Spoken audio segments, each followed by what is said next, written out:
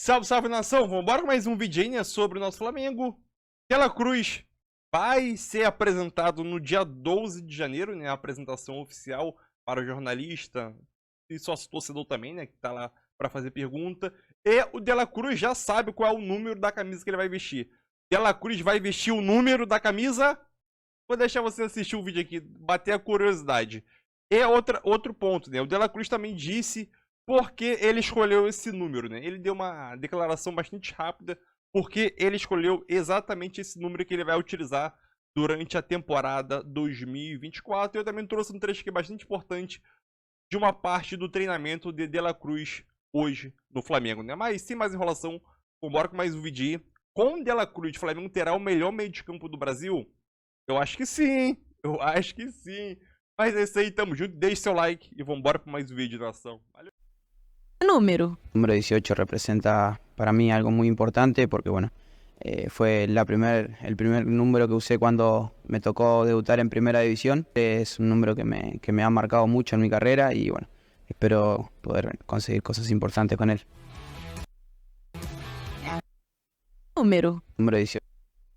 Então esse vídeo aqui é o Dela Cruz treinando com os seus companheiros, treinando com bola, né? E o Matheus Gonçalves deu aquela olhada no Dela Cruz e falou: esse é craque da bola, né? Esse é craque. Olha lá. Tocou, tentou, receptou, foi finalizar contra a bola no golzinho, né? E o Matheus Gonçalves deu aquela olhada. Boa. Para essa temporada, mas um super reforço e chega então com a festa do torcedor. Deixa eu dar boa noite então para os nossos comentaristas. Fala, Gustavo Zupac. E chega o Dela Cruz, saíram 3 jogadores. Chegou o Dela Cruz. Chegou o Dela Cruz, boa noite Marcela, boa noite André, boa noite ao fã de esportes. Chegou um jogador que era cobiçado pelo Flamengo já há algum tempo, um jogador que era cobiçado pelos clubes brasileiros compradores no mercado, um jogador que era muito querido pelo River Plate e que é muito querido pelo Marcelo Bielsa, o seu técnico na seleção uruguaia. Ou seja, quem tem o Dela Cruz por perto, quem vê o Dela Cruz de perto, gosta. Porque assim, ele pode não ser um craque com bola no pé e, de fato, o requinte técnico não é a sua principal virtude.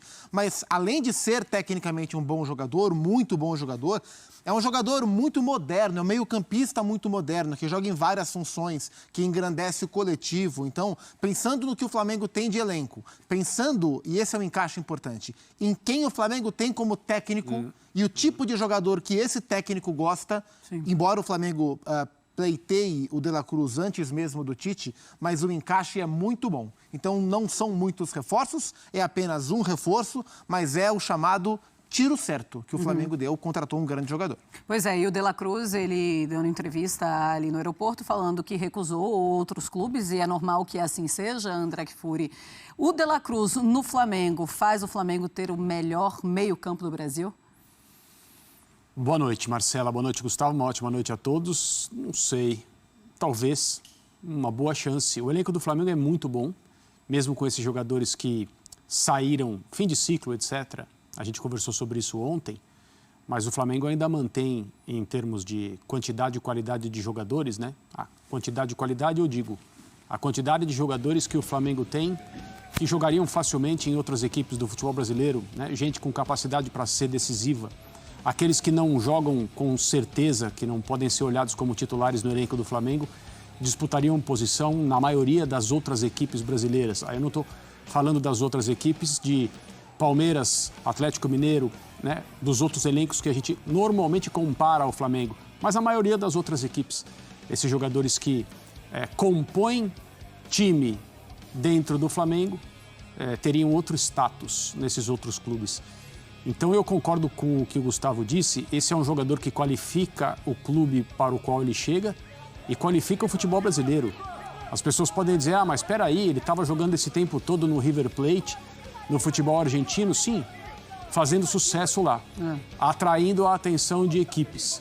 É muito provável que se um cara como o Dela Cruz dê um passo ou mais à frente em relação ao que ele pode fazer dentro de campo aqui no Brasil, vestindo a camisa do Flamengo, o próximo clube dele seja um clube europeu. Sim.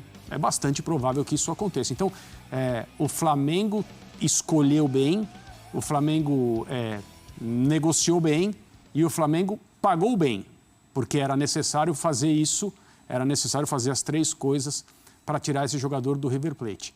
E é natural que ele tenha recusado outros destinos, porque com a capacidade de investimento que o Flamengo tem, e todo mundo conhece no futebol sul-americano e mundial, jogar no Flamengo agrada, jogar no Flamengo é uma vitrine, jogar no Flamengo é um passo à frente na carreira em relação à enorme maioria das outras situações que a gente pode imaginar, jogadores desejados pelos clubes aqui no Brasil. Então, se é o melhor meio de campo, é um dos melhores, sem dúvida, mesmo com o Everton Ribeiro deixando de jogar no Flamengo, né? Essa porta se fechou, eu insisto que eu daria a ele mais um ano de contrato. Sim. Acho que talvez uma conversa mais tranquila. Eu sei, esse foi um dos problemas, ele queria mais do que isso. Acho que o Flamengo poderia ter feito um pouco mais, mas de qualquer maneira é um elenco muito bom, é um meio de campo muito qualificado e eu também concordo com o Gustavo quando ele diz que mesmo que o Flamengo quisesse o De La Cruz já há bastante tempo antes da comissão técnica atual chegar, assim, o Tite deve estar encantado por dirigir esse jogador, já com as coisas mapeadas na cabeça dele sobre como utilizá-lo. Pois é, 26 anos tem o De La Cruz, está na flor da idade. Eu fiz essa pergunta para o André Kfouri e vou fazer essa mesma pergunta a flor da idade mesmo, é isso mesmo. 26 é no jogador. É isso aí. Para o Gustavo Zupac, e o Gustavo Zupac vai desenhar para a gente, para ficar mais fácil de entendermos. Fala, Zupac. Não, eu achei que você ia me perguntar se 26 anos é mesmo a flor da idade. Eu não sei qual flor é essa da idade, mas eu tenho muita saudade dos meus 26 anos, né? Então eu diria que sim. Era essa a pergunta? Não, é para falar sobre... E olha que você nem jogava futebol, né? Porque 26 anos jogando futebol também já facilita a vida. Imagina jogando bola com 26 anos de idade. Meu Deus, mas vamos falando do que interessa, que é o Nico De La Cruz na flor da idade para compor o belo jardim que é o meio campo do Flamengo. Vamos dar uma olhadinha no que ele pode fazer em campo? E aí, no fim da explicação, eu vou explicar por que eu acho que é um encaixe muito perfeito com aquilo que o Tite gosta de ter como jogador. O De La Cruz no River Plate, na maior parte do tempo, ele jogou, ou pelo menos nesses últimos anos, na maior parte do tempo, ele jogou mais pela direita. Ora como um meia pela direita, ora como um segundo volante, né, atrás dos meias, vindo pela direita também. E é sempre importante a gente lembrar como ele é competente vindo de trás nos ataques. Vamos olhar não só no River Plate, mas o primeiro lance, que é este daqui. Cadê? Ah, não, tem que voltar tudo aqui. E é este daqui. Tem uma seta vermelha que está muito... Agora aqui. Sim. Muito o primeiro é o jogo do Uruguai contra o Chile. E repare, é o meio campo e o ataque do Bielsa com lateral está presente, centroavante está presente, meia está presente. E aí tem este jogador aqui, Nico De La Cruz, vindo de trás, né? Ataque montado, defesa postada. Quem vem de trás para observar? O De La Cruz. Vamos olhar como é que se desenha. Montadinha. Todo mundo marcando quem tem que marcar e ele vindo de trás, aproveitando as movimentações de toda essa turma e os espaços que vão surgir, né? E aí é o momento em que, eu até volto um pouquinho, ele inteligentemente observa que cria-se o espaço e essa é uma característica marcante do De La Cruz quando ele vem de trás. Ataca o espaço com força, com técnica, recebe de volta de esquerda, faz o belíssimo nesse lance. A gente viu 4 lances perigosos com chegada de trás, com transição, com tabela, com infiltração, com chute de fora da área do Nicolás De La Cruz. Por que eu acho que tem um encaixe interessante com a maneira que o Tite enxerga os seus times? Se a gente pegar os 3 melhores times que o Tite comandou nos últimos anos, o Corinthians de 2012, o Corinthians de 2015 e a seleção brasileira no primeiro ciclo até a Copa, né? Reconheçamos que os times do Tite na Copa não foram tão bem, mas o Brasil da chegada do Tite no primeiro ciclo até a Copa da Rússia, esses 3 times, Corinthians de 12, Corinthians de 15, Brasil de 16 a 18, o que eles tinham em comum? Qual característica? Sempre um homem de meio campo com chegada forte vindo de trás.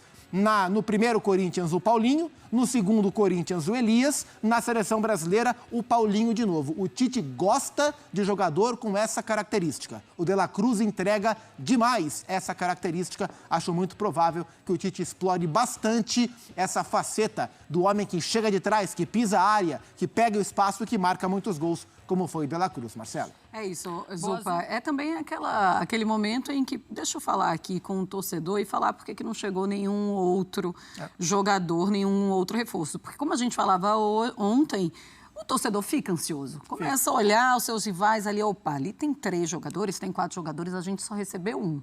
Perdemos 3, pode ser que o Thiago Maia saia, o Santos também vai sair. É claro que deixa o torcedor um pouco ansioso. O torcedor, ele é ansioso e ele acha que todo mundo tem que ser contratado agora. Sim. E é sempre importante lembrar 2 coisas. Primeiro, os primeiros 3 meses, 2, 3 meses de temporada, eles não valem praticamente nada, né? A Libertadores começa em abril, a fase de grupos onde o Flamengo está justamente inserido, começa em abril. Então, esses primeiros meses, eles valem muito pouco. Então, assim, e outra, a melhor janela para um time com as ambições do Flamengo e com o potencial financeiro do Flamengo não é essa. É a próxima. É a do meio do ano. Exato. É a do meio do ano, né? Os grandes times enxergam seus melhores jogadores na janela do meio do ano, né? Exceção feita ao De La Cruz, que é um jogador que está dentro do mercado sul-americano, porque o Flamengo olha para o mercado europeu, para jogadores brasileiros que querem voltar por empréstimo ou por compra, ou jogadores de outros países que lá estão. Então, assim,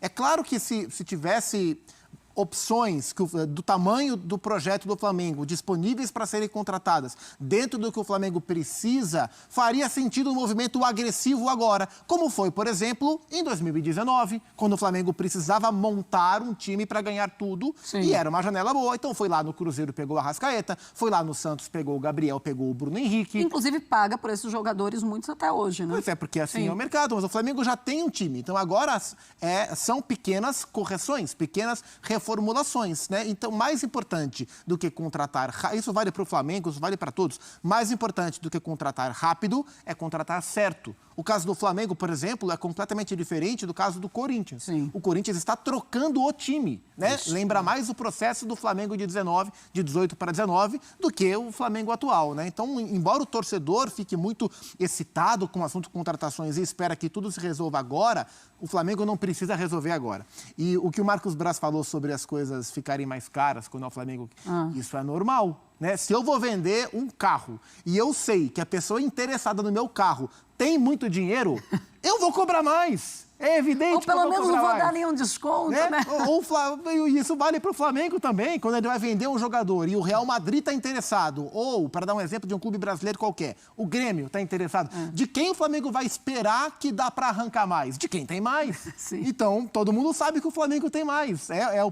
Literalmente o preço, né, de você ser rico, entre aspas, no mercado do futebol. As pessoas vão cobrar mais, é assim mesmo. A Leila fala muito essa frase também, né, em relação ao Palmeiras e nessa busca que eles têm por reforços. E o Léo Ortiz está esperando realmente o Red Bull Bragantino e quando ele diz assim, olha, a gente pode pagar mais sim por esse jogo, ou seja, vai pagar. Se você diz que você pode gastar mais por aquele jogador, você vai gastar mais por aquele jogador, se é que você vai continuar a negociação pelo jogador do Red Bull Bragantino. Mas olha, o Marcelo Teixeira... Tá aí, então, Marcos Braz falando do Gabigol. Primeiro ele disse que não entrou, depois ele fala, não quero te responder se entrou ou não. A verdade é, por que ele não falou isso antes também, né, André Kfouri? Falava, olha, ele vai ficar com a gente, mas o ano acaba, não tem nenhuma conversa com o Corinthians. E ficou aquela coisa, pode ser que sim, pode ser que não. O presidente do Corinthians falando muito também, deixou o torcedor do Corinthians um pouco iludido de que isso poderia acontecer, sempre foi algo muito difícil. E aí ele fala de pontos importantes. Vamos começar então pelo Gabigol, depois eu queria falar sobre o Flamengo que não vai fazer loucuras financeiras por nenhum reforço. Até agora as declarações, o placar das declarações sobre a ida do Gabriel Barbosa para o Corinthians é 2-1, né? O Augusto Melo disse estava tudo certo com o jogador, com o clube, com o seu empresário. 1-0. Minutos após, o empresário, não, comigo não estava nada certo. 1-1. Agora o Marcos Braz, o Flamengo não negociou o Gabriel. 2-1. Vamos ver se vai ter alguma mudança, alguma modificação nesse placar ou se a coisa vai ficar como uma conversa de malucos. Sim. Né? Porque tem 3 partes envolvidas, o Corinthians, o Flamengo e o empresário do Gabriel. O Gabriel, a gente ouviu ele falar no podcast, qual foi? O Podpah. É sempre bom dar o crédito. Falou no Podpah, aquilo que todo mundo lembra. Talvez seja o meu último ano de contrato, eu quero que seja especial. É uma declaração ambígua. né? Talvez seja o meu último ano. Será que então é só o contrato, é só esse aí, depois eu vou embora? Eu quero que seja especial, eu desejo ficar, né? Aí se apresentou com 2 dias de antecedência e depois tivemos essa dinâmica estranha sobre o que teria acontecido na negociação, se é que houve mesmo uma negociação. De qualquer maneira, eu acho melhor também a gente se acostumar que o Gabriel vai continuar no Flamengo, é o clube com o qual ele tem contrato, e vamos ver se ele vai ter uma temporada melhor do que 2023, eu apostaria nisso. É o chamado ano de contrato mesmo. Sim. É mais um estímulo para ele voltar ao seu nível costumeiro.